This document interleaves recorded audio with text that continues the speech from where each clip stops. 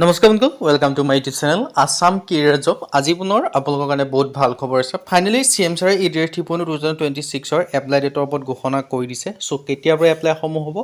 লগতে কোনটো তাৰিখৰ পৰা এপ্লাই সমূহ ষ্টাৰ্ট হ'ব সকলোখিনি কথা জনাই আছো সো চিএম ছাৰে কি ঘোষণা কৰিছে সেইখিনি কথাও জনাই আছো সো ভিডিওটো আপোনালোকে শেষলৈকে চাব আৰু যদি ভিডিওটো ভাল পায় ভিডিও লাইক এটা কৰিব পাৰে লগৰ চেনেল সাবস্ক্ৰাইব কৰিব পাৰে নকৰণ ভিডিওসমূহ প্ৰতিদিনে পাই থাকিব আৰু আমাৰ হোৱাটছআপ চেনেল লিংক ভিডিও ডেসক্ৰিপচনত দিয়া আছে তাত গৈ ফলোটো কৰি দিব পাৰে তেতিয়া আপোনালোকে ডেইলি জবৰ আপডেটসমূহ পাই থাকিব পাৰিব আৰু ভিডিওটো যিমান পাৰে সিমান উচ্চ শ্বেয়াৰ কৰি দিও যাতে সকলো বন্ধুৱে ডেইলি জবৰ আপডেটসমূহ পাই থাকিব পাৰে আহক আজি ভিডিওটো আৰম্ভ কৰো সো চিএম ছাৰে যেটো এডিআৰ 3.0 এপ্লাই ডেটৰ ওপৰত সম্পূৰ্ণ ঘোষণা কৰিছে তাৰ মই অলপ আপোনালোকক চিএম ছাৰে কি ঘোষণা কৰিছে মই আপোনালোকক জনাই দিব বিচাৰিছো আপোনালোকে ভিডিওটো চাই লওক মোক সুধিছে যে এডিআৰইৰ নতুন এডভাৰটাইজ কেতিয়া হ'ব পুলিচৰ নতুন এডভাৰটাইজ কেতিয়া হ'ব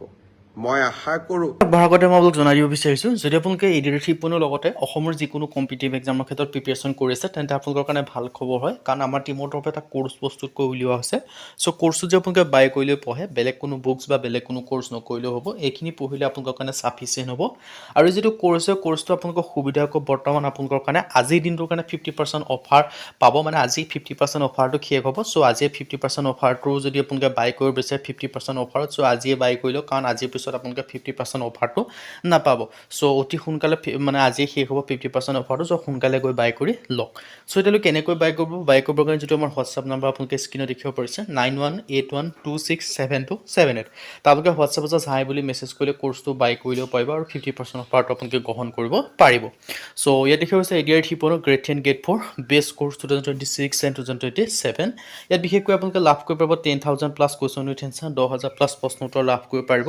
অসমীয়া আৰু ইংৰাজী মাধ্যম দুইটা মাধ্যমতে লাভ কৰিব পাৰিব অল টপিকৰ A to Z এনালাইসিস যিমান কি সাবজেক্ট আছে সাবজেক্টখিনি যি টপিক আছে সেই টপিকখিনি সকলোখিনি টপিকৰ A to Z এনালাইসিস লাভ কৰিব পাৰিব তাৰ পিছত আপোনালোকে সোশ্যাল ষ্টাডি পাব জেনাৰেল নলেজ পাব ম্যাথমেটিক্স পাব ৰিজনিং পাব ইংলিশ গ্ৰামাৰ পাব কাৰেন্ট এফেয়াৰ্স পাব সকলোখিনি ইনক্লুডিং আছে হিষ্ট্ৰি হওক পলিটি হওক ইকোনমি হওক জিওগ্ৰাফি হওক সকলোখিনি ইনক্লুডিং পাব আৰু এইখিনি পঢ়িলে আপোনালোকে সাফিচিয়েন্ট হ'ব বেলেগ কোনো বুকস বা বেলেগ কোনো কোৰ্স নকৰিলেও হ'ব আৰু যেটো কোৰ্স 2026-27 বৰ্ষৰ সিলেবাসৰ ওপৰত ডিপেন্ড কৰি বনোৱা হৈছে সো একেবাৰে লেটেষ্ট কোৰ্স সো সোনকালে গৈ বাই কৰিলক যাতে আপোনালোকে সিলেকশন সমূহ নিজৰ হাতত ৰাখিব পাৰে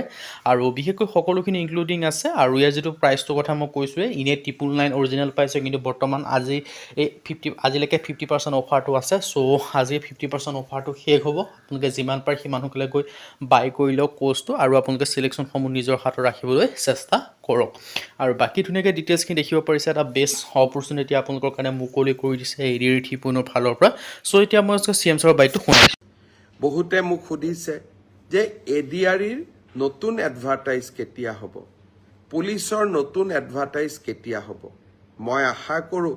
অক্টোবৰ মাহত নিযুক্তি পত্ৰ দিয়াৰ পিছতেই আমি নৱেম্বৰ মাহত নিশ্চয়